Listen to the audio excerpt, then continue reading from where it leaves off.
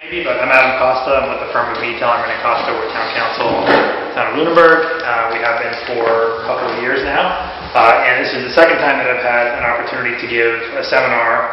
The last one was on open meeting law and the conflict of interest law. I don't think we covered any portion of the public records law. That was about a year ago. This is a somewhat more comprehensive presentation, but as I mentioned a moment ago, I'm going to sort of do what I can to streamline it. I'm sure that you know the state gives presentations on these three different laws because they are state laws. Some of you may have taken those seminars or trainings before when you became members of local boards or commissions or committees. So some of what you see will be familiar to you. There's some repetition here. There's only so much we can say about the same laws. But the objective here is for this to be more of an informal setting, and so although I'm going to give a presentation and I've got a series of slides, you should feel free to interrupt me with the caveat that the more you interrupt, just the later we'll go. So I don't mind being here. I've got nowhere to be other than home afterwards. So I'm happy to be here as late as you like. It's a 67-slide presentation. I will try to move quickly through it. Certainly when we get to the tail end, I've streamlined it. When I added these three presentations together on these three topics, it was about 145 slides. And I said I can't do that in 2 hours or 3 hours, let alone 4 hours, 5 hours. So it's streamlined. When we get to public records law, I'm going to move through that somewhat more quickly because that probably affects all of you on a day-to-day basis far less than the other two laws do. That's helpful to assistants and others in town hall that respond to those requests directly, but it does help for you to have a general overview of what it means for a document to be a public record and your obligations as municipal officials or volunteer members of public bodies to retain those records in accordance with the law in the event that a records request is received. So we'll go through each of these three laws in sequence, and again, feel free to interrupt. I'm going to sit down, so I'm not on my feet for the next 2 hours, but we'll move through it as efficiently as we can. So the open meeting law has been in existence for some time in Massachusetts. It was substantially recodified back in 2008, and the regulations were adopted about a year later. So you have the actual law, which you saw on the preceding screen. That's Chapter 30A, Sections 18 to 25. That's what's referred to as the open meeting law. And then you have the CMR reference, which is the Code of Massachusetts Regulations. 940 CMR 29, those are the regulations that have been adopted by the Attorney General's office pursuant to the authority that they got in the statute to sort of fill in some of the gaps, some of the holes, and address some of the areas that the statute didn't address. So the Office of the Attorney General has a division called the Division of Open Government. It's fondly and not so fondly referred to as the DOG officer, the officer of that division that essentially is responsible for administering the open meeting law. That's a new division that was created when the law was recodified. The Division of Open Government issues its regulations, as I just referenced, at 940 CMR 29. When we talk about the open meeting law, maybe the most important part is knowing what the definitions are, because the definitions are comprehensive and you will continue to come back to them within other sections of the law when there are reference made to these same 3 or 4 or 5 terms. So maybe the most important definition is what is a public body, because the open meeting law applies to public bodies. It doesn't apply to members of municipal staff. It doesn't apply to town departments. It applies to public bodies. And public bodies are all multiple member boards, committees, etc. that are established to serve a public purpose within the town. This includes subcommittees created to advise or report to the full public body. And we'll touch a bit later on the concept of subcommittees. I often caution boards, especially larger boards, that have had occasion in the past to create subcommittees to try to address certain issues and maybe do so somewhat more efficiently, that they just need to be mindful that although that subcommittee may not comprise a quorum of the public body, that subcommittee may itself constitute a public body if it's given some sort of a formal charge. And then that subcommittee, a quorum of the members of that subcommittee, constitute a meeting of the subcommittee and would need to abide by the law, the posting requirements, and so forth. The open meeting law also applies to deliberations. Deliberations are any written and oral communication, and then the important part, and there's a reason why we have it underlined in italics, is that it also includes communication via email, or other electronic media. This is really one of the primary focuses of the recodified open meeting law, is to now address electronic communications, which is something that had not been addressed very well under the older version of the open meeting law. And in this day and age, there's a lot that occurs via email, there's a lot that occurs via social media, and we need to be mindful as members of public bodies that that can constitute an open meeting law violation if what's occurring through those electronic media are deliberations amongst quorums of public bodies. And so for it to be a deliberation, not only does it have to be a written or oral communication, it also has to be between or among members of a public body on public business that is within that public body's jurisdiction. And then there are some exceptions that are explicitly called out within the law. So a deliberation is not the distribution of meeting materials, it is not scheduling information, it is not reports or documents to be discussed at a meeting. That sounds simple, it is not, because there are all sorts of caveats that we'll get to as we work through this. But the idea is basic scheduling information. Can we have a meeting next week? Distribution of meeting materials. If those materials are third-party reports that were received from some consultant that was assisting the board, and that report's being circulated in advance of a meeting, those sorts of things are okay. You do have to be cautious, and I don't want to jump ahead too much, but you've got to be cautious about individual members of a board sending one-way communications to a quorum of the board that might contain their opinions or their thoughts on the matter, which can constitute deliberation. That's probably one of the most frequent violations of the open meeting law, very often unintentional, but a violation nonetheless. So we'll get to that in a moment.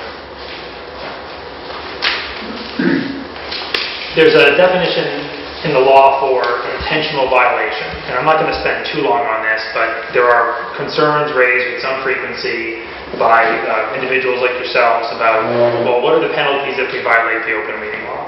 And we'll get to, in the latter part of the discussion on the open meeting law, we'll get to some of the potential penalties that can be assessed by the Division of Open Government. But what's important is that the violations are not intentional, because the remedies and the potential penalties increase or get more severe if these violations are intentional.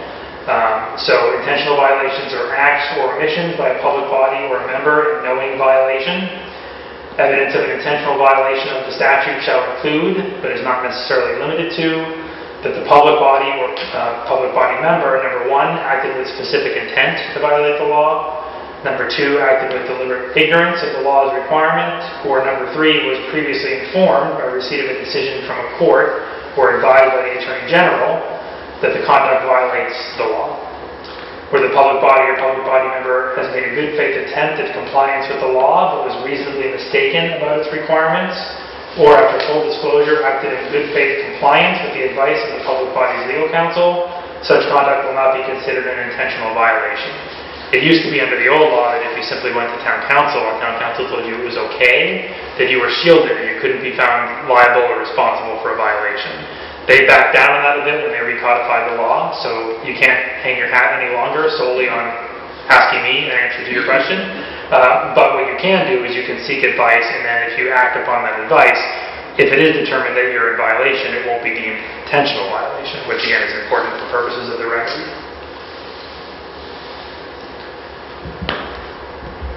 So I said before that the most important definition was public body. Maybe it's a tie because the definition of meeting is pretty important too.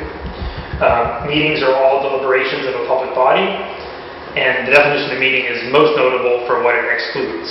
So there are a list of exemptions, things that do not constitute meetings under the open meeting law.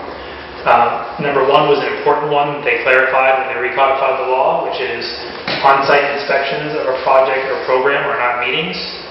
So that means you don't need to notice those meetings. They're not meetings. You don't even need to notice them. No 48-hour posting. You can simply conduct a site visit. You do need to be mindful that you're not deliberating during that site visit. That's the catch. Most boards are used to conducting these site visits. Most boards are used to sort of blurring the line between the site visit and then having a discussion amongst themselves concerning the project. You can ask clarifying questions to get information. If you're going on a site visit and you're curious where the building is going to be built or where the edge of wetlands are, you can ask those questions to get that information so that you can take that back to the board at a future session of a public hearing and discuss it. But you can't be talking about the appropriateness or prudence of proceeding with the project here. Well, you have the ability to move it over there. What about reducing the height? Now you're getting into discussing the substance of the project. That's deliberation that needs to occur at a properly noticed meeting. You can notice the site visit as a meeting and then you're safe. But sometimes there's an effort to try and avoid that, and you can take advantage of this exception to the definition of meeting if you'd like to. Attendance by a quorum of the public body at a public or private gathering, including conferences or training programs like this. I've gotten asked before when scheduling meetings like this if there's going to be a quorum of a public body present, do we need to notice this training? No, trainings are exempt pursuant to the definition of meeting. Similarly, attendance by a quorum of a public body at a meeting of another public body, if that other public body has complied with the notice requirements of the open meeting law. And then again, there's a further caveat, so long as the visiting members communicate only by open participation in the meeting on those matters that are under discussion. So the idea here is that if you have a Board of Selectmen meeting and you've got members of the planning board who are attending that meeting, they can attend that meeting without noticing it as a planning board meeting, so long as to the extent that they wish to participate in that meeting, they are getting to the microphone individually and they are participating openly so everybody can hear them and know what they've got to say, as long as it's on topic. They can't be over in the corner, the planning board, discussing amongst themselves something that just happened during the selectmen's meeting. That would be a violation if they haven't noticed the meeting as a meeting of the planning board as well. D, a meeting of a quasi-judicial board or commission held for the sole purpose of making a decision required in an adjudicatory proceeding. I'm going to gloss over that one because that sounds like it's quite protective, because you can argue that a lot of your boards are adjudicatory boards. Your zoning board of appeals, for example, often acts in an adjudicative capacity, and so you could argue that exemption D applies, but the state has determined that that only applies to state agencies, not to municipal agencies, so no longer there. They've also exempted the legislature from the open meeting law in its entirety. So, convenient. And then the last exemption is town meetings. So you don't need to notice a meeting of every board, every public body, every commission or committee that is attending town meeting. As long as the town meeting is properly noticed, you're okay. So we talk about notice. What does that mean? What does the notice need to include? So number one, it has to be posted 48 hours prior to the meeting. That excludes Saturdays, Sundays, and legal holidays. It does not exclude days when the town hall might be closed because of a requirement that I'll speak to momentarily. At the very bottom of the page, notice must be posted in or on the building that houses the clerk's office, and it must be visible to the public at all times, 24 hours a day, 7 days a week. This was a new requirement in the recodified law. There was a rush by many municipalities to erect those sort of freestanding message boards outside town hall, or get these plexiglass covered boards mounted on the outside of town hall walls so that they could post these in a manner that would be visible 24/7. Because of that, Friday, a day when town offices might be closed, isn't exempted for purposes of calculating 48 hours. But by statute, Saturdays, Sundays, and legal holidays are. So if you've got to meet a 48-hour posting requirement and you've got a meeting on Monday night, you need to post it no later than Thursday night. Thursday to Friday, Friday to Monday, because you skip over the weekend. Notice must include the purpose of the meeting, the agenda, and any other matters that the chair reasonably believes will be discussed. The words are reasonably believes or reasonably anticipates. I get probably one of the more frequent questions I get about the open meeting law is, can we discuss something that we had no idea we were going to be discussing because the chair didn't reasonably anticipate? And the answer is sort of the answer that any good lawyer gives, yes and no. Yes, you technically can. The law says that if it's not reasonably anticipated, it can be discussed. I don't suggest that boards, public bodies, rely upon that with great frequency because it's going to be viewed by the public as sort of contrary to the purpose and intent of the open meeting law to promote that transparency. Things do come up, things are not reasonably anticipated, topics arise during public comment sessions, for example, of public meetings.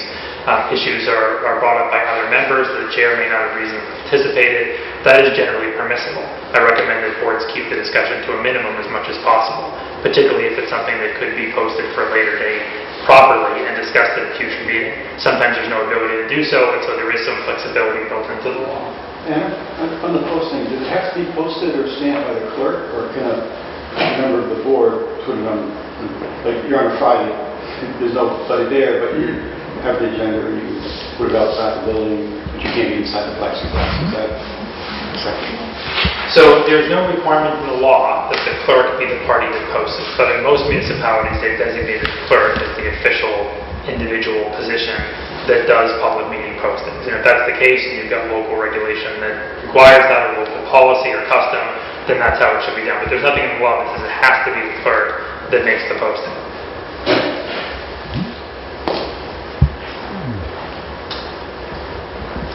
Okay, so again, we get asked often about the sufficiency of information. So this just cites to one decision by the Attorney General that emphasizes the importance that all meeting notices include sufficient information regarding the sorts of topics that will be discussed at a meeting, such that it reasonably informs the public of what will be discussed, including topics to be discussed in an executive session.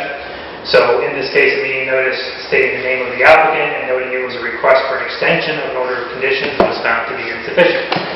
The Attorney General said that other items on the agenda were listed as public hearings, while the notice for the extension was not identified as a public hearing. And so the Attorney General determined that the failure to note that the hearing and the extension was a public hearing was a violation of the open meeting law, because the other hearings were identified specifically as hearings. And so this is sort of an error by virtue of omission, and maybe a bit unlucky because of the fact that there were other items on the agenda that could easily be differentiated from the one item that was the subject of an open meeting law complaint that got brought to the Division of Open Government. And the idea would be that putting yourself in the shoes of the resident who knows nothing about what's going to be discussed, they review the agenda, they see, oh, there's 5 items on, I'm interested in number 5, 1, 2, 3, 4, those are all public hearings. Oh, 5 doesn't say public hearing, I guess I won't be able to speak, I won't have an opportunity to be heard, so I'm not going to bother going, and then lo and behold, it was a public hearing, insufficient notice. Al, Yes.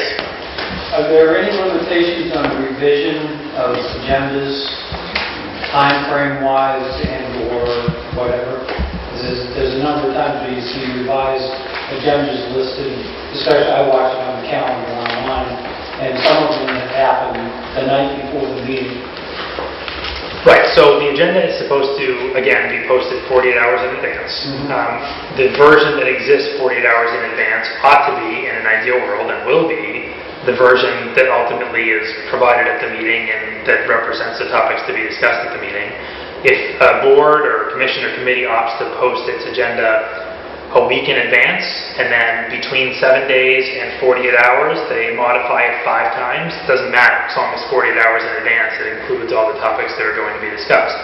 Now, if it gets amended between 48 hours in advance of the meeting and the actual meeting, that occurs it shouldn't occur too frequently, but it does occur throughout the Commonwealth with some general frequency, because items arise that maybe were not reasonably anticipated, or that are considered to be emergency matters. We'll talk in a moment about what constitutes an emergency.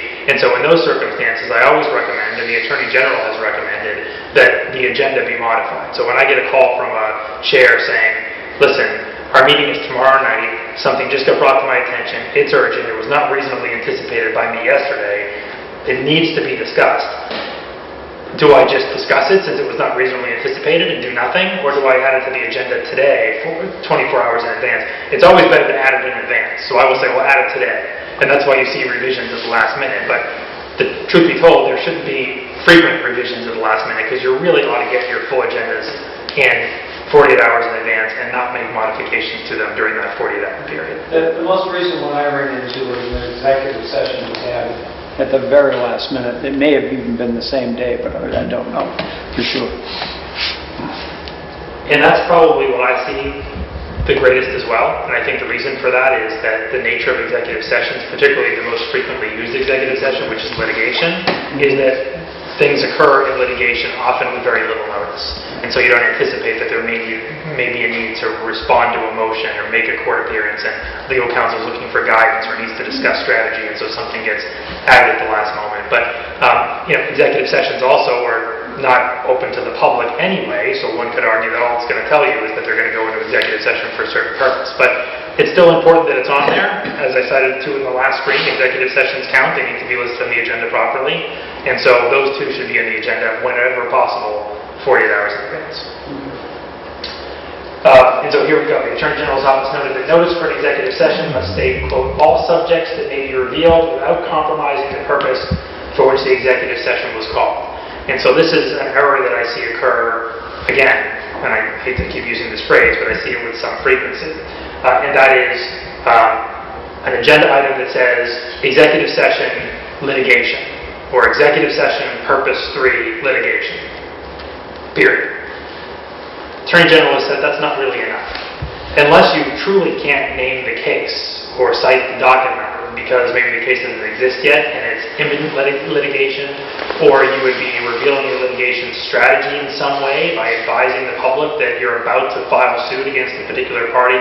Maybe that party is about to sell the property and you need to file suit the next day and seek an attachment to the property before it sells. That might be a reason why you wouldn't say anything other than executive session for litigation. But in most cases where I'm meeting with the board to talk about a case that's been in the books for 6 months and we're just talking about the next step in the case or strategy, it should say, Smith versus Town of Lunenburg, Superior Court docket number, whatever. It should provide that information. And so that's what it says here in the very small lettering, litigation not yet commenced, but contemplated by the Board of Selectmen need not include specifics, but litigation that's actually filed must include the name of the case. In this particular case, the Attorney General's office found that there had been no violation because contingencies to a purchase and sale agreement that was the subject of the executive session hadn't been completed. Thus, the notice could properly exclude those details to avoid compromising the very purpose of the executive session. And as you can see down here, it says if contemplating the purchase of real estate, you don't need to identify it because you would be relinquishing the strategic advantage you get discussing it in the executive session. I'll go through this very quickly. The Division of Open Government has approved of some what they call alternative posting methods. If you choose not to post on a message board, you can use your website or whatnot as an alternative posting mechanism, cable television, things of the sort. And there are rules that go along with that. If a town adopts one of the alternative posting methods, the town clerk needs to notify the Attorney General. If at any time the town adopts a different posting method than the one that's on file, the town clerk must update the Attorney General. The Attorney General must always know what the official posting location is. In an emergency situation, the 48-hour posting requirement may be waived, but an effort must be made to comply whenever possible. An emergency is any sudden, generally unexpected occurrence or set of circumstances demanding immediate action. These phrases are going to be somewhat subjective. It's just the nature of many laws. What's a generally unexpected occurrence? What's a set of circumstances that quote-unquote demands immediate action? There's some subjectivity there. But the idea is don't abuse the term emergency, because all it takes, and we'll get into the process, but all it takes is somebody filing an open meeting law complaint, and then it's more trouble than it's worth, because then you've engaged legal counsel, you're conducting future meetings to take remedial action, or to meet with counsel to fashion a response, you're participating in interviews with the Division of Open Government. It's not great. Okay, so conducting meetings. The open meeting law provides for remote participation at meetings by members of the public body, if adopted by the Board of Selectmen. If that occurs, the chair of the public body must announce at the start of the meeting whether video or audio recordings are being made, including by private individuals, To address a meeting of a public body, permission of the chair is required. The chair is not required to allow the public to participate in a public meeting, as opposed to a public hearing held under another statutory scheme. So let me explain that last one, because it might be of some confusion, or maybe it's not. There's a distinction in Massachusetts in the law between a public meeting and a public hearing. Public meetings are any meeting of a public body. We've already defined the term meeting. Within public meetings, there are often public hearings. They're typically hearings that are required either by statute or by some provision of your town bylaws, zoning, or general. And those public hearings, by virtue of being termed hearings, are open to the public, like the meeting is, but also require the public body to allow some degree of public participation.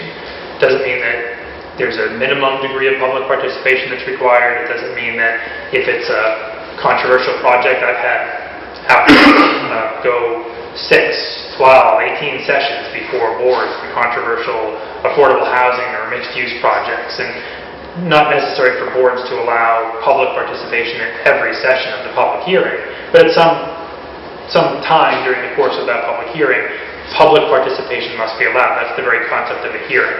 public meetings, there is no requirement of public participation. So although I encourage boards, and most boards recognize that, again, in the interest of transparency, in the interest of them being responsive to their constituents, those who elected them or appointed them, there should be some opportunity for the public to participate. It's not required. So if a board were meeting to conduct 4 matters of general business, none of which was a public hearing, and only had a very limited time to do so and wanted to be in and out in an hour, they could post a meeting 48 hours in advance with those 4 topics listed on the agenda. They could meet, and they could provide no opportunity for anybody who decides to attend to participate. They're not required to do so.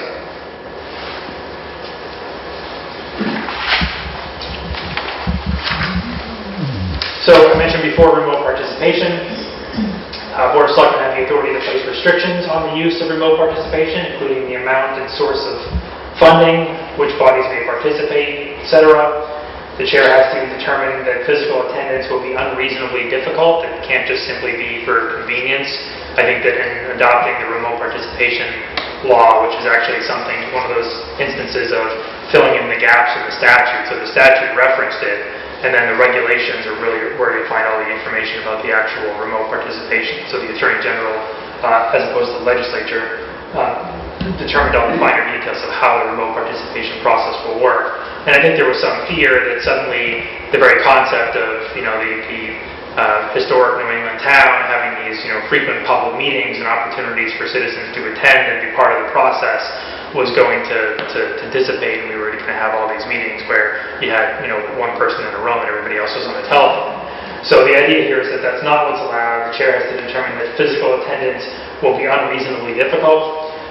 Acceptable methods of remote participation include any technology that enable the remote participant and all persons present at the meeting location to be clearly audible to one another, or in some cases visible as well if you choose to use something like Skype. There are minimum requirements, to go back to the point I made a moment ago about avoiding these circumstances with one board member sitting in a room and everybody else on the telephone. A quorum of the board must be physically present at the meeting location. Members participating remotely and all those present at the location must be clearly audible. All votes must be taken by roll call vote. That's just a sort of pragmatic thing. The person on the telephone needs to hear the way the vote's going and vice versa. So the vote needs to be done by roll call. And then there's more information here. I'm not going to get too deep into the weeds on this. You can read it all in the regulation. But there is a procedure with the chair announcing the name of the remote participant, the ability to vote, the ability to participate in executive session is the same. You can participate remotely in an executive session. And obviously, if for whatever reason the phone cuts out or the video cuts out and the person's no longer audible or visible, you either have to pause and get them back on the line, or at that point, from that point forward, they can't participate. You have to make sure you still have enough voting members. If that remote participant is one of the required for a quorum, Can't be. Can't be. Yeah, quorum in the actual meeting location. Okay.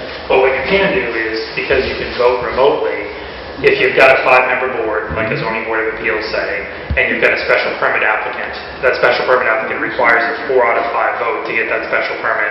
You could have 3 members of the zoning board present in the room. That's a quorum.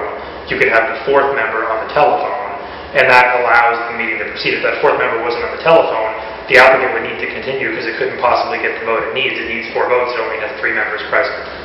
So that's the idea behind the remote participation rule. Okay, so open meeting law and email. As we noted in the definition of deliberation, any discussions that occur via email on topics that are within a board's jurisdiction constitute deliberations and would violate the open meeting law. Email communications must therefore be limited to the distribution of meeting materials and similar information. We suggest that there be some sort of a statement on emails that says something like, this email is for the distribution of materials only, not for discussion purposes. I've seen all sorts of variations on that. I know some public bodies that don't put any sort of a disclaimer. I've said before that despite my role as counsel, I'm not a member of the public body, I've got to be mindful too, and we'll talk in a moment about the fact that you can have a third party that acts as, the language of the Attorney General has been, acts as a conduit for an open meeting law violation, a sort of go-between to facilitate a violation. Somebody said something to me, I didn't send it to the whole board.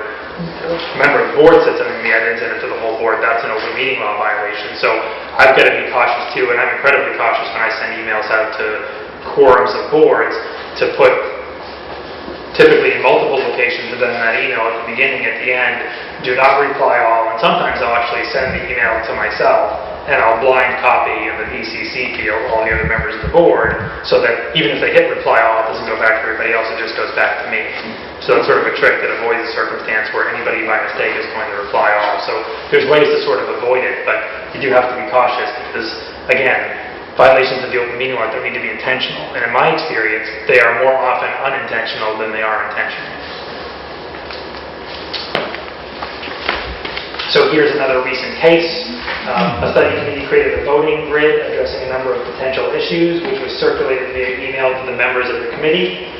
The Attorney General found that every email exchange containing a completed voting grid constituted an open meeting law violation as an improper deliberation amongst the board. The circulation of the blank voting grid was not found to constitute a violation. The violation occurred when the completed grids got circulated amongst board members. The opinions of individual board members having completed the chart, circulating it amongst a quorum, constituted a violation outside of an open meeting. Can I just ask a quick question, and I probably should but can you have an email between two people, like just one and another person, like talking something through, or is that a violation? I presume you're talking about a board or a public body that is more than 3 members. Yep. Because if it was 3-member, that would be a violation because it's a quorum. So I'm only talking about me trying to work with one other person, have a discussion with one other person via email. One other person on a board. Yeah. Okay, and so the answer is if your board was a 3-member board, Yeah. it all comes down to what is a quorum. Okay. So the deliberation occurs, you don't have a meeting until you have a quorum. A meeting can be a meeting via Okay. email. So once you have a quorum, that's when it becomes problematic. So if it's a 5-member board, you've got 2 members talking, that is not in and of itself a violation. Now I caution members of public bodies to even be mindful of that, because if you meet with one other board member and you spend 2 hours talking about a matter within your jurisdiction and working things out, and then you go your separate ways, but then one of you talks to one other board member casually and reports anything that oh yeah, I met with so-and-so the other day and we talked about this and here's what we think we're going to talk about at the next meeting. Now that's a violation. It didn't occur simultaneously or concurrently, but it happened nonetheless, maybe unintentionally, but nonetheless it's a violation. There's also, we'll talk about it momentarily, the concept that, and this goes back to there being a quorum, one-way communication can constitute a violation. This was a surprise to many of us who practice municipal law because it came about just a couple of years ago. A single member of a board sends an email out to a quorum, so all other members or 2 other members, meaning a total of 3 members of a 5-member board, with opinions, thoughts about a particular matter. Nobody responds. Nobody says, great idea, Bill, or horrible idea, Sheila, I disagree, I think it should be this. It doesn't matter. The one-way communication itself constitutes a deliberation. I don't know that I agree with that. It seems to run counter to the very common sense definition of a deliberation. Right back. But nonetheless, the Attorney General said it's a violation. So you do have to be cautious. But 2 members of a 5-member board discussing amongst themselves a matter within the jurisdiction of the board is not a violation because it's not a quorum. As long as that doesn't go beyond the 2 of them, at any point before it gets discussed in an open meeting. Okay, thank you. Sure. Okay, so executive sessions, and I could spend an hour on executive sessions. I'm not going to, but I could spend an hour on executive sessions. There are 10 purposes for executive sessions. They're outlined in the law. The original presentation, 130 slides or whatnot, had 2 or 3 slides for each of the 10 exemptions. I've just listed them all over the next 2 or 3 slides. But you'll see here that they're bulleted to discuss the reputation, character, physical condition, or mental health rather than professional competence of an individual, or to discuss disciplinary matters. That's the first one.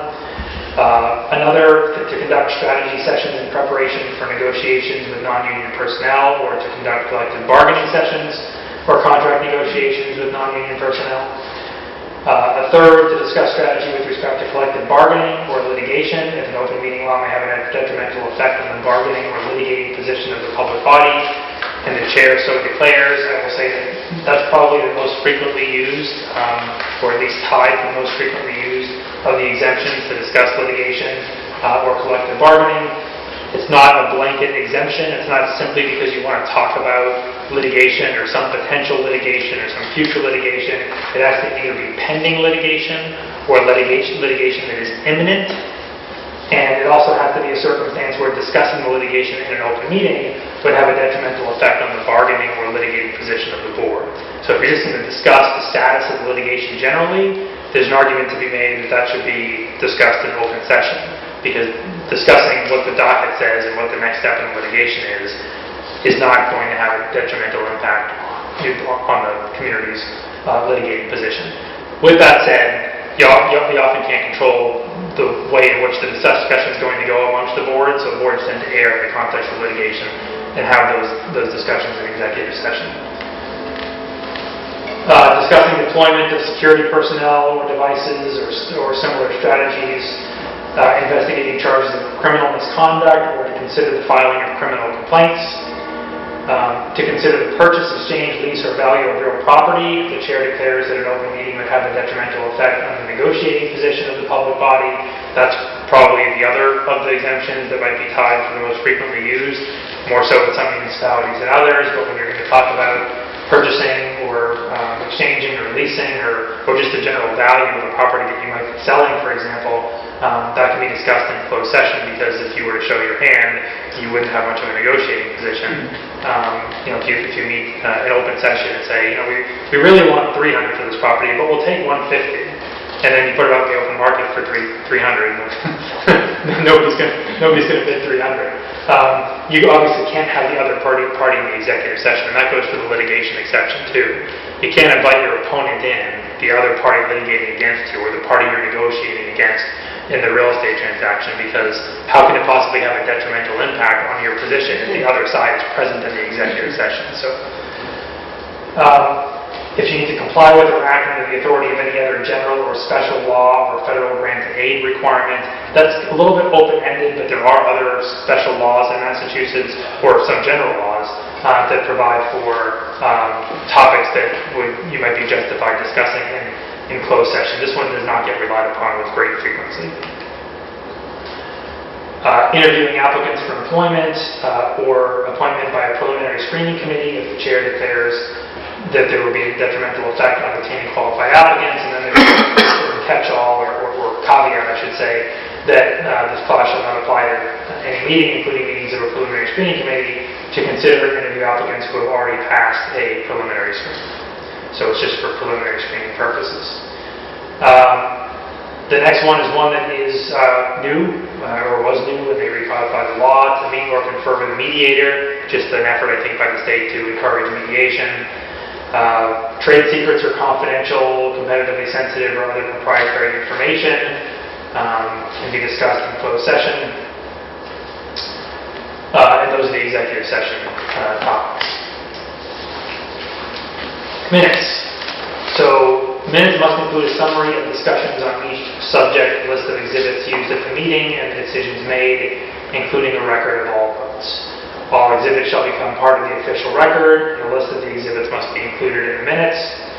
Minutes of executive sessions must be disclosed when the purpose for which the executive session was held has been served.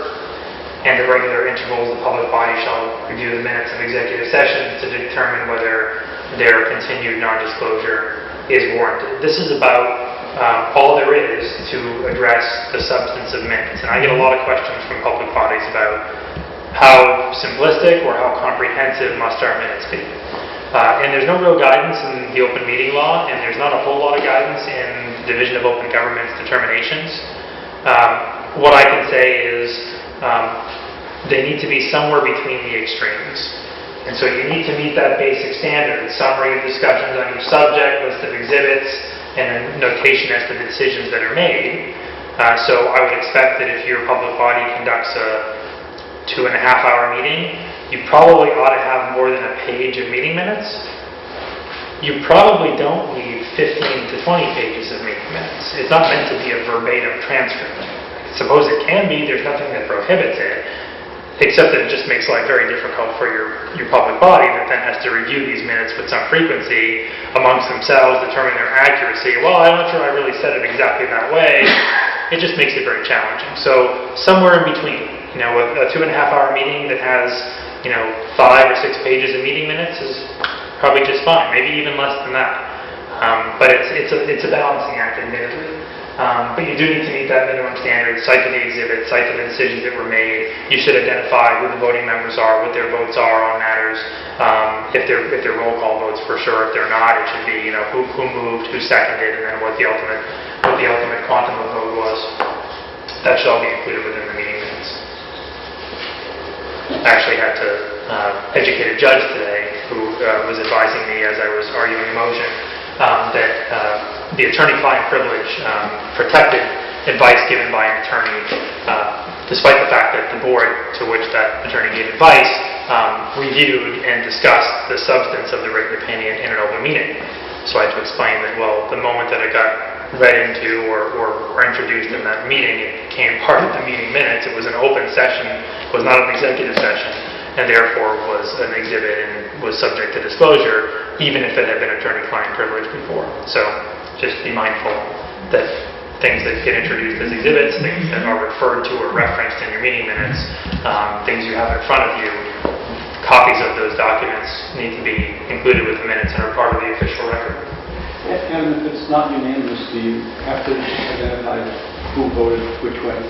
There's nothing that requires it in the open meeting law. It's not a bad practice to identify it. I mentioned before that if it's roll call, you certainly need to, because there's always some justification for why the vote needs to be roll call. But if it's simply, a movement to second, all in favor, even if it's not unanimous, you arguably don't have to indicate what the vote was. It's good practice. Question. Sure. Do all executive session minutes eventually need to be made public?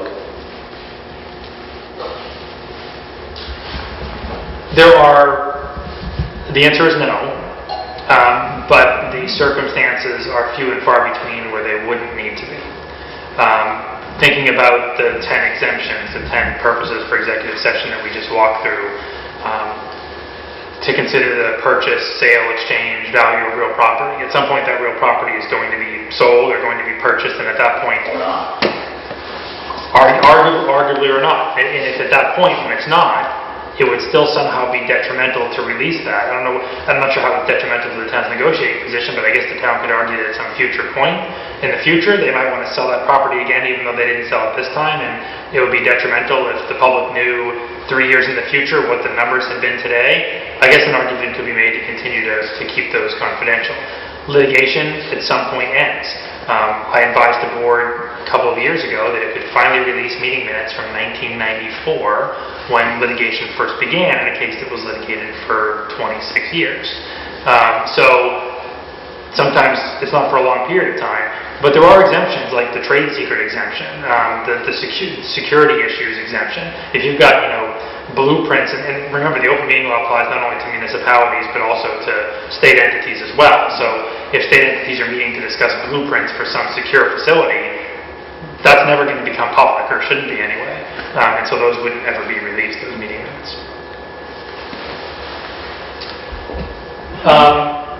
So minutes of open sessions must be approved in a timely manner. In a recent case, the AG's office found that a board meeting on a regular basis, that a delay of more than 2 to 3 months in preparing and approving minutes constitutes a violation. In another case, the AG's office found that not only the minutes were not approved in a timely manner, but also that the minutes didn't contain sufficient detail and accuracy. That's the example of the 1 page for the 2.5-hour meeting. The minutes were deficient because they didn't identify the subject matter of comments from a member of the public, and the minutes were not sufficiently detailed to allow a person who didn't attend the meeting to deduce the nature of the concerns that were raised by the speaker. So it's not uncommon, and I've seen it in many of your meetings in Lunenburg, for the clerk or whomever it is that is keeping the minutes to ask speakers to identify themselves when they get up to the microphone and give their property address. And that's frequently the sort of information that is included within meeting minutes, just so it's clear who's speaking, confirming that they're a town resident, and then you don't need to put verbatim if they speak for 5 minutes. It doesn't need to say they addressed all of the following topics, but it should discuss generally what their comments were, so that somebody reading the minutes could understand what the discussion was. So I talked before about enforcement. All complaints of the open meeting law All complaints of open meeting law violations must be filed with the public body and the town clerk within 30 days of the alleged violation. Within 14 business days of receiving the complaint, the public body has to take any necessary remedial action and send a copy of the complaint and a description of the remedial action to the Division of Open Government. If the public body does not take the necessary remedial action within 30 days of receipt of the complainant may file a copy of the complaint with the Division of Open Government, and the Division of Open Government will determine if the complaint warrants investigation. So in more basic terms, the way it typically works, chair of your public body and the town clerk get an open meeting law complaint. The open meeting law complaint says, your public body violated the open meeting law in the following manner. You have 14 business days as a public body to determine whether you believe that violation occurred. If you believe it did occur, to take corrective or remedial action, which is, oh, it wasn't on the last agenda, let's put it on the next agenda and discuss it again, because we probably shouldn't have discussed it at the last meeting. You have to prepare a response to the complainant within that same 14 business day period. And you have to send that response to the complainant, and you copy the Division of Open Government. The real purpose of that is only to put them on notice that the town has received the complaint and has responded to it, because the complainant doesn't file a copy with the state, they just send it to the public body. When the state receives the copy of your response, the state does nothing other than notify the party that it's aware that a complaint has been filed with the public body and responded to by the municipality. And it also assists the complainant by reminding the complainant has 30 days to pursue further action. The complainant can be perfectly satisfied with the answer it got or the remedial action that was taken and can do nothing further.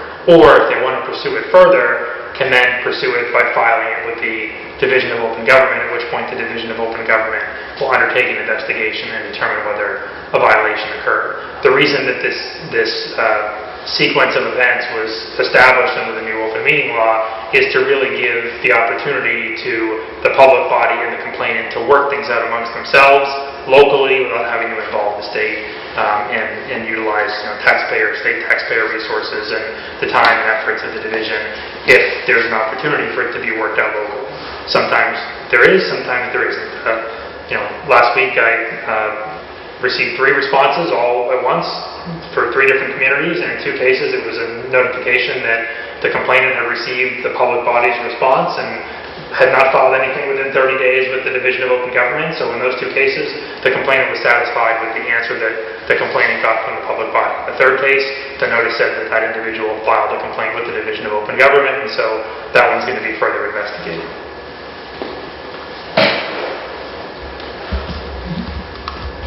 The division can take formal or informal action in terms of a remedy or further enforcement. It can require immediate and future compliance with the law. It can require attendance at training sessions like this one. It can require that meeting minutes or records or other materials be made public if they haven't been. It can nullify actions that have been taken. It can impose fines, or it can take other appropriate action. The division has been reasonable, I guess is how I would characterize it. And I'm cautious because I don't want to downplay the significance of the open meeting law and suggest to you that you're just going to get a slap on the wrist, because it's not a good message to send. At the same time, I don't want to scare everybody in the room thinking that they're going to get $1,000 fines waged against their boards or against members of their boards for violating the open meeting law, because the Division of Open Government has not been equipped to assess those sorts of fines. But they've had some strong language for public bodies, especially those that have been repeat violators. And they have done things like required attendance at trainings, and they have done things like nullify actions undertaken by boards on the basis that they weren't taken as properly noticed or properly conducted meetings. All municipal employees are deemed to have knowledge of the open meeting law because they're required to receive a copy of the open meeting law when they receive their appointment or when they are elected to a public body. Therefore, in theory, any violation of the open meeting law could be considered a willful violation and thus an intentional violation because the employee is on constructive notice of the law. Again, the division hasn't been quite that strict in saying, well, since you got a copy of it, it's automatically an intentional violation, and we're going to hit you with the hardest of penalties. But they have come down hard on some boards. The Attorney General can issue advisory opinions on request or on its own initiative. An example is a request of the town manager about a town manager appointed committee, so they will give advisory opinions from time to time. Action taken by a public body in good faith reliance on an advisory opinion will not constitute an intentional violation of the open meeting law, provided the circumstances are not materially different from those in the advisory opinion. So this gives you some protection if you seek an advisory opinion in advance. Again, it's sort of like seeking an opinion of counsel in advance. It at least takes you out of that category of intentional violations, even if ultimately there will be a violation, even though all of those remedies are still available to the Division of Open Government. It won't be considered an intentional violation, and you won't get hit with the hardest of penalties. So that is the open meeting law, and it is 8 o'clock. We started at 15:15, so 45 minutes. Do you want to break for 2 or 3 minutes, or do you want to soldier on? Soldier. A very quick question before we move on. Sure. We have boards in town that have associate members, and how do those members work into quorums required for meetings? So, associate members of boards are not full members of those boards, and so if you've got a 5-member board with 2 associate members, that continues to be a 5-member board. And a quorum of a 5-member board, unless there's some contrary provision in your bylaw, which I can tell you there's not, but in some communities there are, and there could be if you were to adopt one. Unless there's some contrary provision, a quorum is a majority of that 5-member board. So that would be 3 of the 5 members. So it's not a 7-member board. You don't need a 4th member to constitute a quorum. It's a 5-member board. And Okay, but can associate member cover if there's a need in the middle of the meeting to become part of that forum? they can. Okay. They can. Okay. Yep. Any other questions on open meeting law before we move on? Just real quick. Recording a meeting does not supplant doing minutes, correct? That's correct. The fact that there's a recording of a meeting is not in lieu of meeting minutes. There still need to be meeting minutes kept. Correct. What you can do, and the law allows this, is, and this has been done for many years, long before there was video of meetings that were kept and broadcast, is the clerk or a board's secretary or administrative support can use one of the audio recorders and then use that for the purpose of assisting that individual after the fact in either preparing minutes or fine-tuning minutes to be sure that they're consistent, and then is actually permitted to erase or delete that recording. The recording itself is not a public record, and there's no requirement under the public records law to retain it the way that there would be with other sorts of recordings.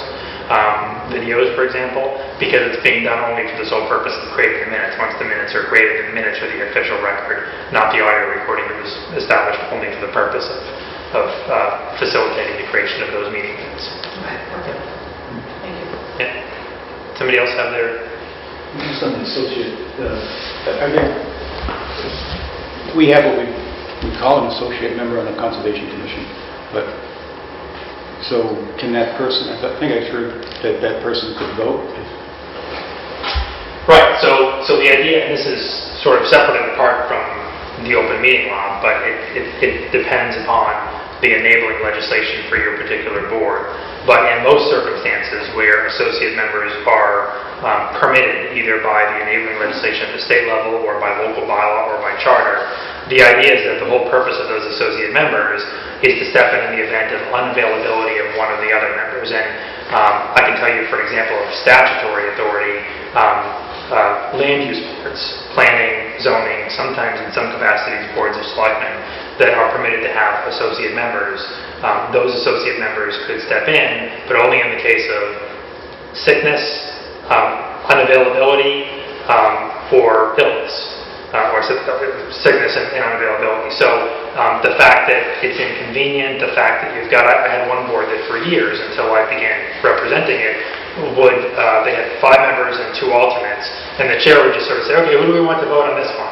How about these 3 regular members and the 2 alternates, because you haven't voted in a while, so we're going to bring you in on this one. And the 2 regular members won't vote on this one.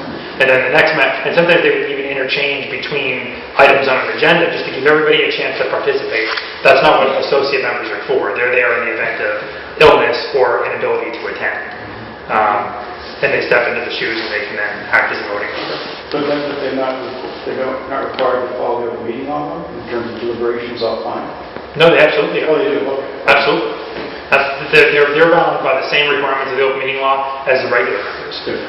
The question I often get about associate members is, can they participate as members if you have, can they ask questions? Can they participate as a board member even when you've got a full board membership? And the answer is yes, just because they're not voting. So if you've got a 5-member board, and some 5-member boards have their alternates attend every meeting. And that's actually good practice, because if it's a multi-session public hearing, you may lose a member, and the associate needs to have been there for the other meetings to be eligible to vote on that multi-session matter. And so that individual can then step in. But even if they ultimately are not voting, they can participate, they can ask questions as a member of the board. They just don't have a vote at the end if the 5 regular members are there. So if you have an associate member and you have a quorum of your board, but you don't have full attendance of your regular board, can the associate member vote? Yes. In those circumstances? Can fill the seat of one of the absent members so that you can have Okay. that happens with some frequency when you've got 3 regular members present and you've got that special permit that requires 4 votes, and an applicant says, well, I can't go forward with 3, but you've got the associate member who's been here for the last 3 meetings, and we were going to wrap up tonight. Can they sit in? That's permissible. And do you have to have this laid out regulations ahead of time? No. You have to have some basis for the appointment of the associate member. So boards can't generally just decide, well, the statute says we're a 5-member board, but we'd love to have 3 alternates. Or heck, 5 alternates. Let's just elect some alternates, or ask our appointing authority to appoint some alternates. There needs to be either statutory basis for the appointment of alternates, or there needs to be something in your enabling legislation, charter, bylaw, that allows for you to appoint those alternates. And if you don't have it, can you change that stuff, so that you can get alternates? Generally, so long as nothing in the law prohibits it. So I presume when you say can you mean can the town. So could you do so by, for example, by virtue of amending your charter?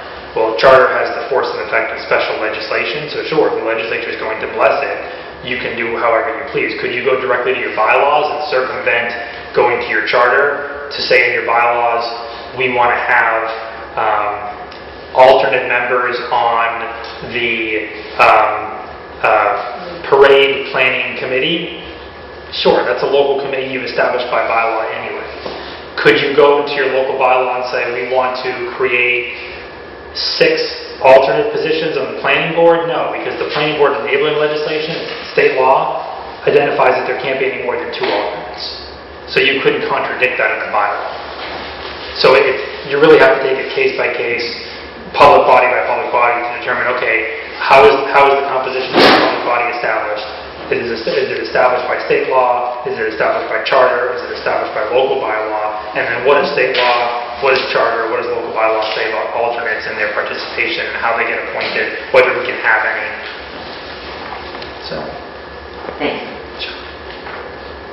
Okay, conflict of interest law. This will be a little faster than open meeting law. Okay, so we're going to divide the conflict of interest law presentation into 3 topics. On the job restrictions, after hours restrictions, when you're still a public employee of some sort, but it's after hours, and then after service restrictions, which is after you left municipal employment.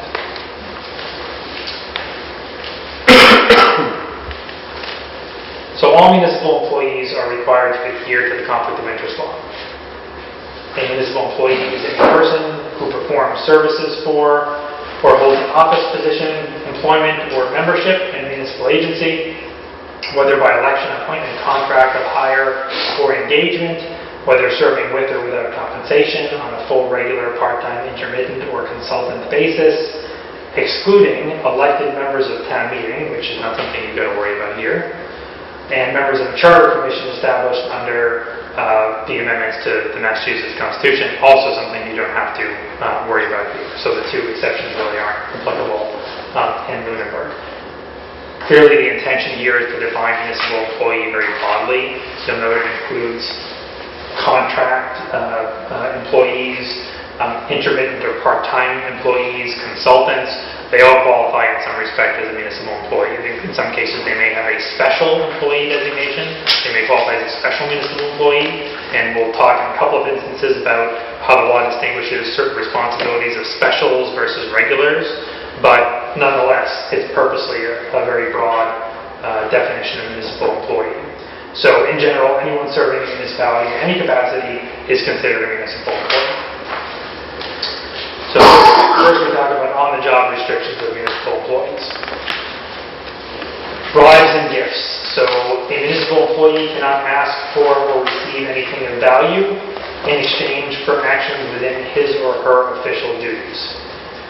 Municipal employees can't accept gifts that are valued at $50 or more.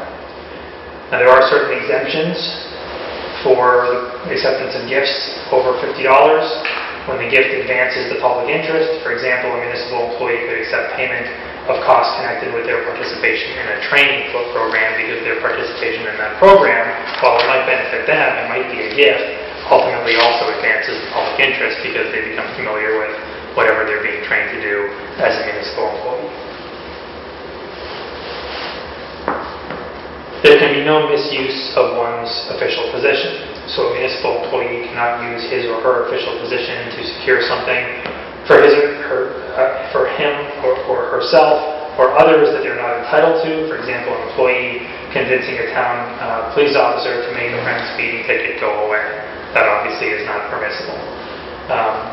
Another example, an employee during work hours uses town computers to write a computer program, which he then sells to Microsoft.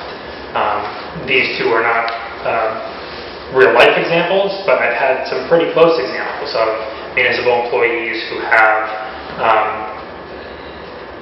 have utilized town time and town resources like computers and such to draft computer programs or draft products that they then consider to be their product and they wish to market or sell that product. It's not really theirs. Similarly, we've had plenty of circumstances, and all you have to do is turn the news on of these employees attempting to use their position to influence other municipal employees and for themselves or for friends. Self-healing, a municipal employee cannot participate in any matter in which she, her immediate family member, her business organization, or her future employer has a financial interest, and that would be a future employer, like somebody who's going to immediately employ you. Regardless of whether there's a lot or a little money at stake, or whether the employee's interest is positive or negative, any financial interest of any kind in a particular matter would prevent the employee from participating. And that's important, that it can be either a positive or a negative interest. We can be talking about a substantial or an insubstantial dollar value in terms of the benefit that derived or the detriment that could fall by an individual, but nonetheless it's a conflict of interest. In most instances, the municipal employee will be able to simply recuse him or herself from the matter in which he or she has a conflict. These are, again, I would say these sort of are real life examples because I think that we've seen each of these. So a member of the planning board that lives next door to a proposed housing development, or not even next door, qualifies as a party in interest under the statute. They're within 300 feet, they're in a butter to an abutter, they're entitled to notice of the public hearing. As an interested party, they require to recuse themselves. Member of the school committee that's married to a teacher at the high school, that's problematic. Board of Selectmen member's daughter is a town police officer. These are examples of where, on those sorts of matters, the individual will need to recuse him or herself. Now, there are exemptions. So, an appointed municipal employee can file a written disclosure with that person's appointing authority, explaining the relevant financial interest and seeking permission to participate despite the conflict. The appointing authority may grant such permission after determining that the conflict is not so substantial as to affect the integrity of the matter. Both appointed and elected employees may participate in matters of general policy despite a financial conflict if a substantial portion of the town's population shares the financial interest. So this sort of exemption arose concerns that, well, yes, I'm affected by that, but so is 90% of the community in which I reside. That doesn't require you to recuse yourself. The idea is that when you're going to derive a benefit or suffer a detriment that is going to be really different than the greater population, you're required to recuse yourself or file an appropriate disclosure in the case of an appointed authority. If you're, in the case of an appointed official, if your appointing authority approves of it. I know that some of you probably have heard me talk about in other forums this concept of an appearance of a conflict of interest. So this is the catch-all that was built into the conflict of interest law.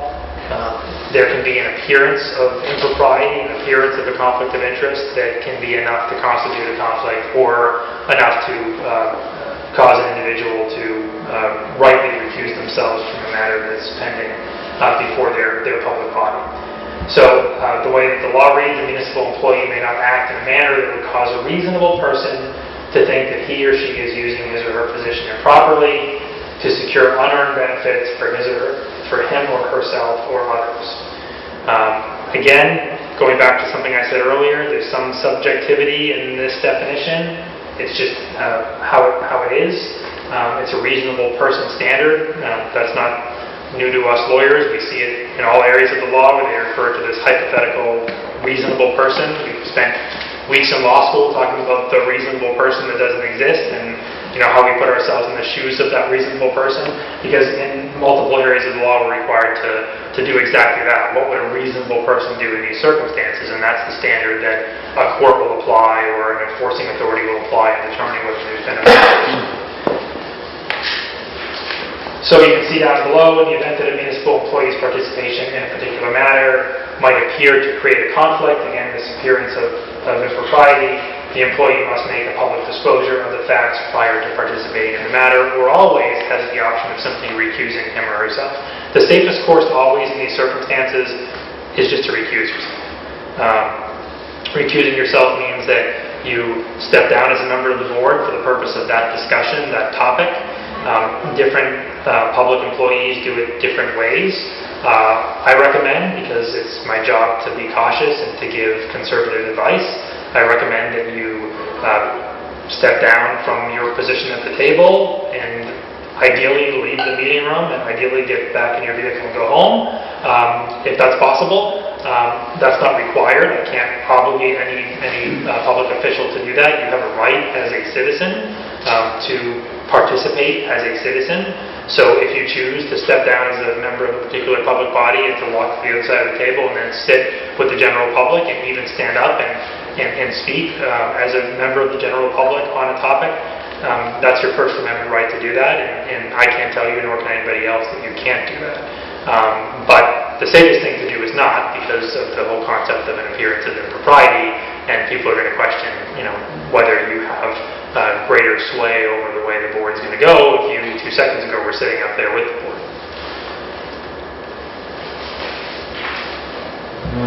A municipal employee cannot improperly disclose or make use of confidential information obtained during the course of his or her official duties. Because a municipal employee may not have a financial interest in a municipal contract other than his or her employment contract or agreement, that individual can't hold multiple municipal positions, so a town clerk couldn't accept a part-time position with the town library. There are several exemptions, however, to the general rule that a municipal employee can only hold one municipal position. One example of an exemption is that a municipal employee can hold multiple municipal positions on volunteered or unpaid basis. Usually the complications arise when they're holding one paid position in addition to multiple unpaid positions, or there are positions that are funded by stipends or whatnot. But it's very clear that they can't hold multiple paid positions, and they can hold multiple unpaid positions. So what about after-hours restrictions? So your day is done, but you're nonetheless a municipal employee. Can you have outside employment? So the rule is municipal employees are not permitted to accept paid employment from sources other than the town if the duties of such other employment are incompatible with that employee's official municipal duties. So, sort of textbook example, a police officer couldn't accept employment as a paid security guard because it could impair the officer's judgment when acting in that officer's municipal role. Similarly, a municipal employee can't receive compensation from anyone other than the town on any matter that involves the town.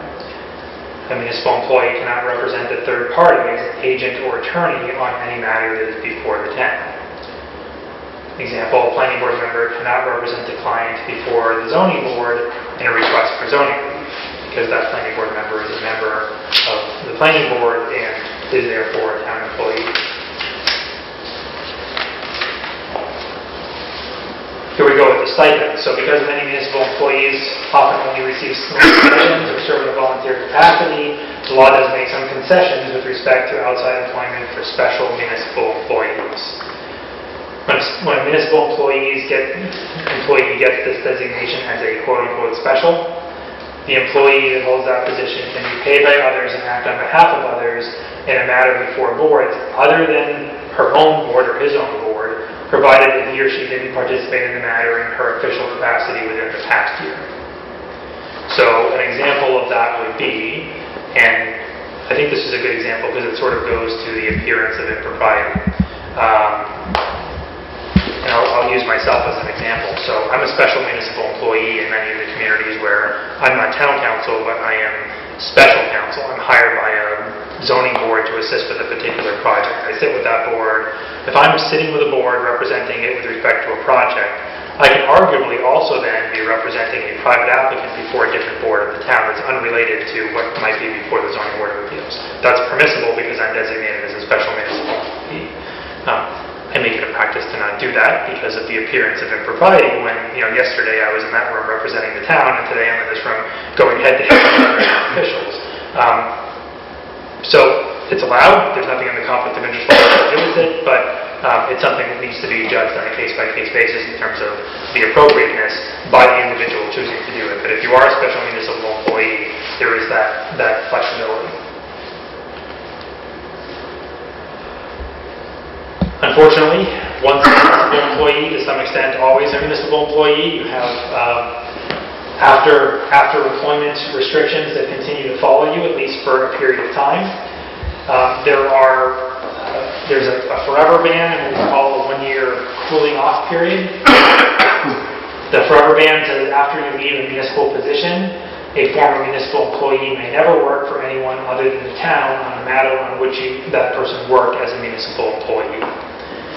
That seems to make perfect sense. If you're representing the town on a particular matter, you can't then go and represent the applicant on that same matter simply because you've stopped working for the town. You can't do that 2 weeks after you've ceased your employment with the town. You can't do that 2 years. You can't do that 10 years. If it's the same matter, you can't work on the private side of the matter on which you worked on the municipal side at an earlier date. The 1-year ban is obviously a shorter freeze. A former municipal employee may not participate in any matter that was under his authority in his prior municipal position, even if he never participated in the matter while in that municipal position for a period of 1 year. That's the case if you're, in a position of management for the municipality or the director of, planning and community development, and you've got a staff of 10 individuals that work for you and there are various land use matters coming to your community.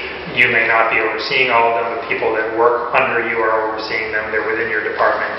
The 1-year ban applies even if you didn't work on it yourself.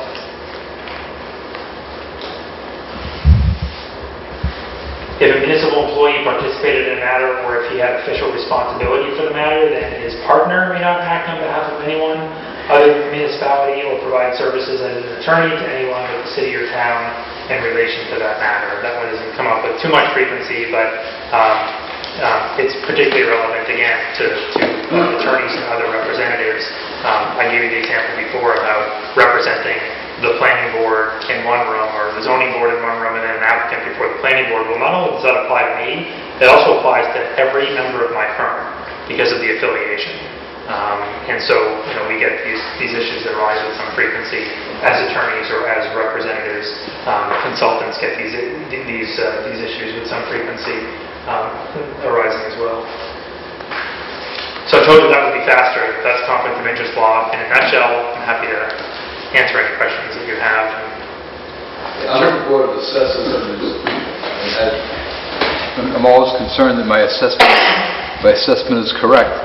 And so I've asked the assessor. We have an old house, and it's not a low assessment, but I have the feeling that it might have been a little bit lower. And the assessor has assured me that because of the age of the house and where it is, etc., it's correct. Should I put that in writing? I don't want to have any special favors. That's what I'm getting at. Right. Yeah, so I don't have, based on the scenario as you described it, I don't have a particular concern from a conflict of interest perspective, but I understand why you might have a concern. I understand the basis of the question. Yes, I mean, I don't think you're obligated in those circumstances under the law to make any official disclosures, if that's what you're asking. Well, I'm not doing the assessing. You got to remember that. I'm just on the board. Right, so there'd be no circumstance where you need to make a disclosure. But I think that getting it in writing is just a good practice, so as to establish a lack, as you said, to use your term, a lack of favoritism toward one individual over another, that you've got some rational basis for proceeding the way in which you're proceeding. That makes good sense. I don't have a concern from a conflict of interest perspective. Okay, thank you. Sure. Any other questions? Okay, that's great. So, as exciting as all of that has been, this is going to be a little drier. So this is the public records law. As I mentioned before, most of you are not going to have the sort of day-to-day exposure to it that you will have certainly to the open meeting law and maybe to some extent to the conflict of interest law, at least being aware of that law. Public records, in an ideal world, doesn't come into play with too much frequency. And I guess I say that with a little bit of a municipal perspective on it, because I know that municipalities that receive public records requests are often inundated by them, and it can be troubling. But the public records law is important because it furthers some of the same goals as the open meeting law in terms of transparency and an openness and ability, a right of access to public documents. So we've got a series of slides here to talk a little bit about what public records are, so you know what they are. I guess it's most important to all of you as public body members, just so you know how to identify them and you know what you're obligated to retain, which is sometimes a bit more expansive than you think it is. And that's important because there can be public records requests, and there can be litigation, and there can be demands for documents that you're obligated to have kept and not disposed of. So we begin with another very lengthy definition of what a public record is, and you can see it's comprehensive. Books, papers, maps, photographs, recorded tapes, financial statements, statistical tabulations, or other documentary materials or data, regardless of physical form or characteristics, made or received by any officer or employee of any agency, executive office, department, board, commission, bureau, division, authority, or political subdivision, or of any authority established by the general court to serve a public purpose, or any person, corporation, association, partnership, or other legal entity which receives or expends public funds for the payment or administration of pensions or for current or former employees of the Commonwealth or any political subdivision thereof, unless such materials or data fall within one of the enumerated exemptions. So it's a comprehensive definition. You can be sure that most every document that you've come across in the course of your role as a municipal official is probably a public document. There are far more public documents than there are documents that are not public. But there are exceptions, and so what is not a public record? Documents or other materials, even if not in documentary form, that are explicitly exempted from disclosure by statute, and we'll talk about some of those. Personnel and medical files or information, to some extent, is not a public record. Inter- or intra-policy development memos, not something that will come across much in the municipal context. Personal notes of employees are not public records. Investigatory materials that are compiled by law enforcement are not always public records, but some of them are. Depends upon whether their disclosure would have an adverse impact on the law enforcement body conducting an investigation. Proposals and bids before they're opened are not public records, but it's not long that you have them before they get opened, and then they are. Appraisals of real property until there's a final agreement, or if it's for litigation, once the litigation is resolved. Names and addresses of applicants for firearms licenses are not public record. Records of plans and procedures for security measures are in public record for obvious reasons. Home addresses of certain governmental employees. Unfortunately, that's none of you. That's judges and individuals of that sort. Name and home addresses of family members or employees, and trade secrets, going back to one of the exemptions to the open meeting law. Trade secrets are not public records either. As of January 1st, 2017, when there were changes made to the public records law, every town must designate a records access officer. All towns must designate one or more records access officer. The RAO will be the town clerk or the clerk's designee, unless someone else is designated by the selectmen. Notice of the name, title, business address, and business telephone number of designated RAOs must be posted in a conspicuous location in town hall and on the town's website.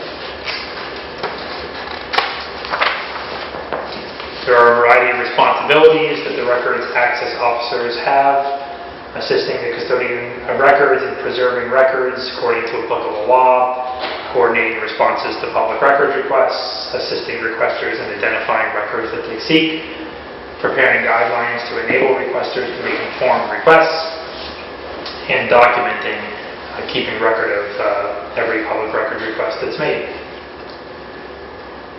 We talked a moment ago about guidelines, so the guidelines must include the following information and provide the following service: enable requesters to make informed requests regarding the availability of public records, listing of categories of public records that are maintained by the town, and must be posted on the town's website.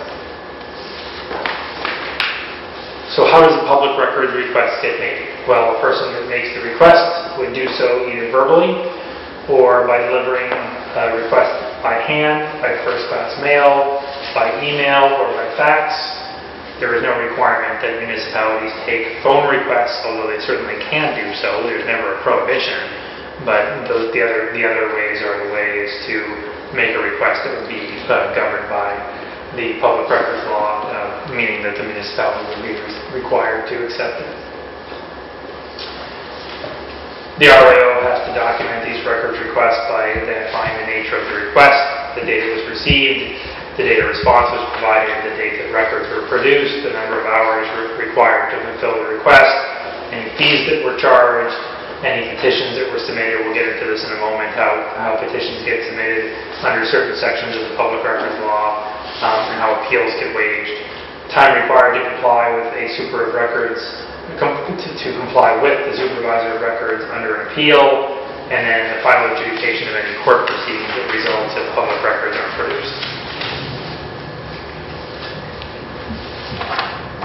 So the next several slides just talk about guidelines in terms of the process of responding to a public records request.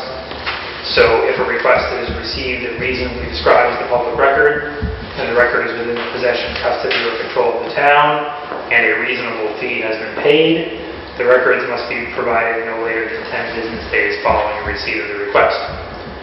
If the RAO does not provide the initial response within 10 days, then the RAO forfeits the opportunity to charge a fee.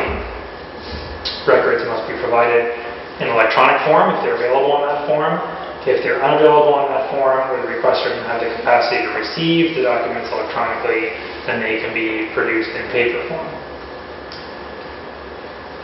Can I ask a question? That doesn't have to be encrypted at all, encryption? Because No, because they're all public records. That's correct. Okay. Correct.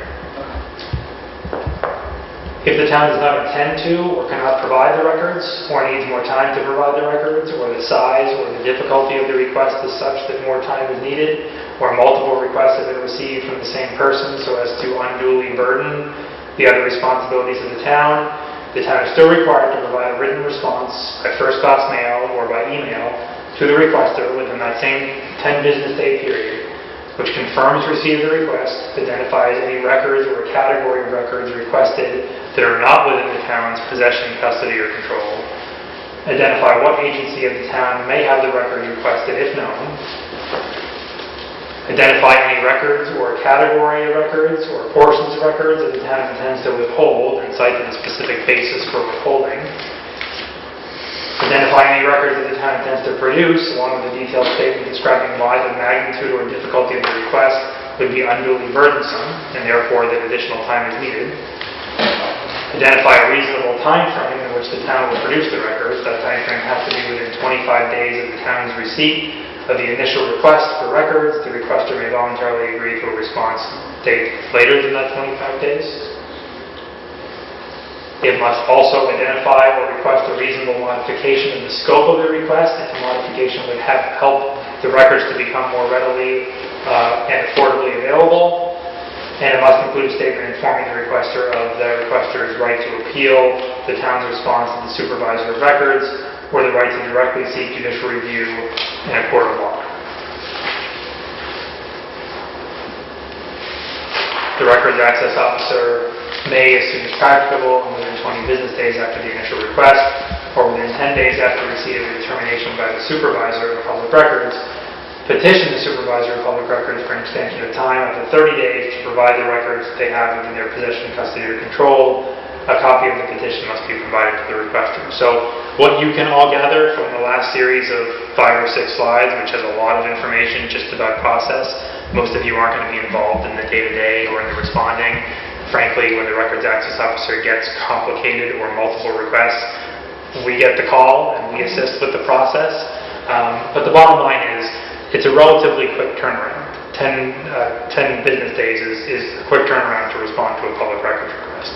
And so there are some mechanisms within the law if the town acts promptly to gain some additional time. There are some mechanisms to request that the public records requestor modify the scope of their request or provide some greater clarity as to what it is that they're seeking. There is a mechanism where the town can recoup some of the costs and expense incurred in preparing the response to the open meeting, to the public records law request. But you have to act within the time frames, otherwise you lose some of those rights.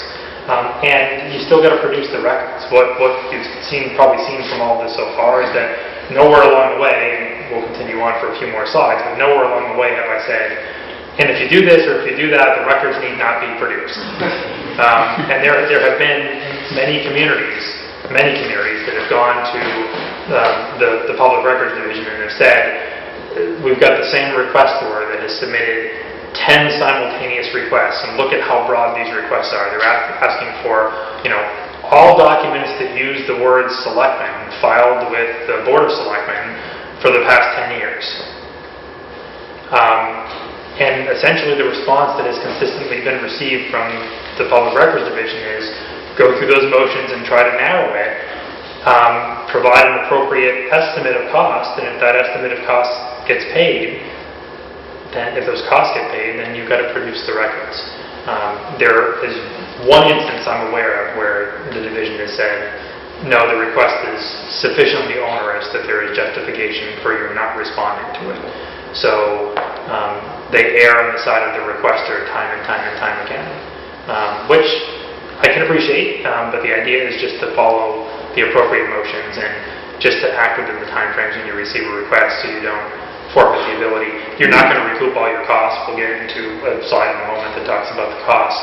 You don't recoup all your costs because the costs are capped in such a way that it's virtually impossible to realize the sort of reimbursement for the time that's incurred on the part of staff to respond to truly onerous requests, comprehensive requests, and the fact that it tends to just slow down the general function of government during the time frame that it's being responded to. But you sort of do the best that you can within the confines of the law. I was just going to say that basically there's also a difference between public information request and the public record request, and that the record already has to exist, and if somebody is looking for information, you don't have to create a record. Absolutely correct, and there might be a future slide on this, but that's an important point. So What is not within the definition of public record is a record that doesn't exist. And so what I see often in public records requests is a request, please provide me with a spreadsheet that shows, every variance that's been applied for within the last 10 years that the board has denied. Please provide a listing of all abatements that have been granted for properties within the such and such area of town. If those lists don't exist, if that spreadsheet doesn't exist, you're not obligated to create it. You don't have to create a single document ever in response to a public records request. The idea is that you've got to produce the public documents that you have. So you don't have to create records that don't exist simply because the information has been sought in a request.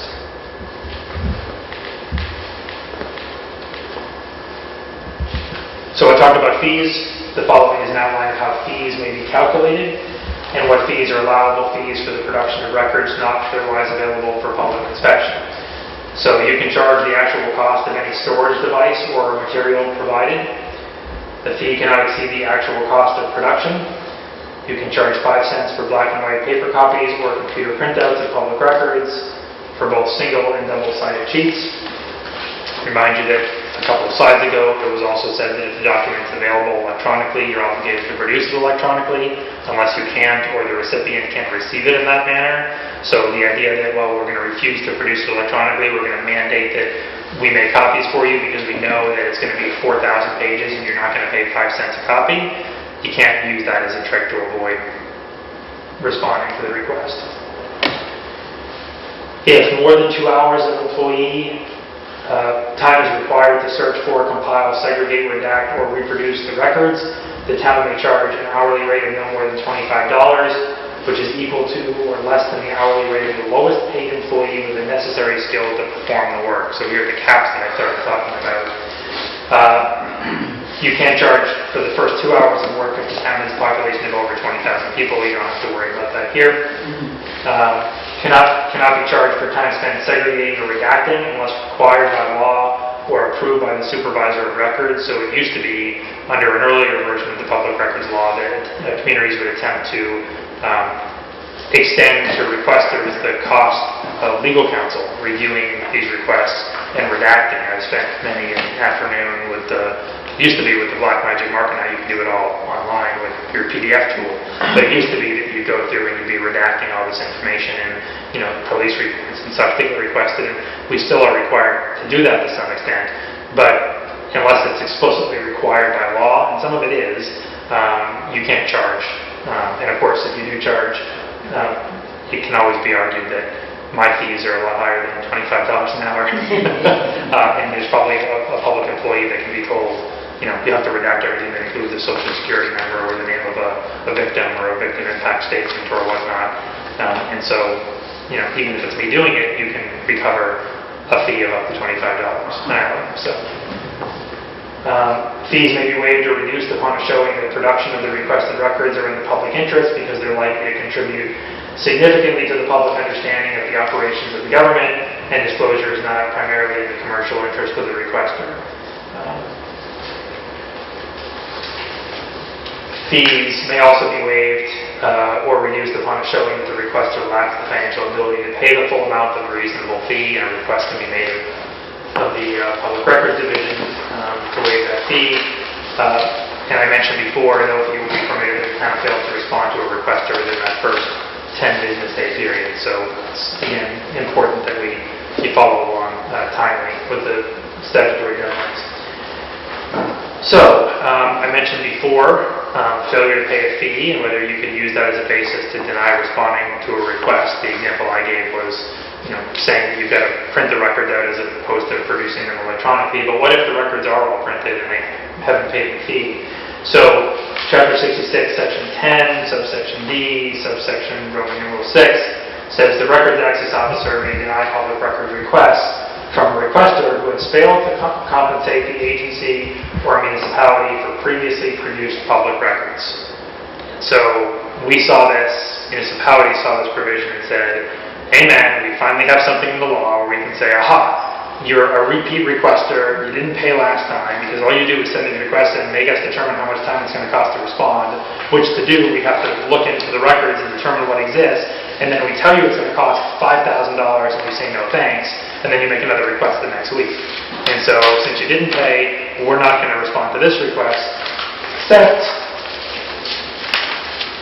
then they adopted the regulations.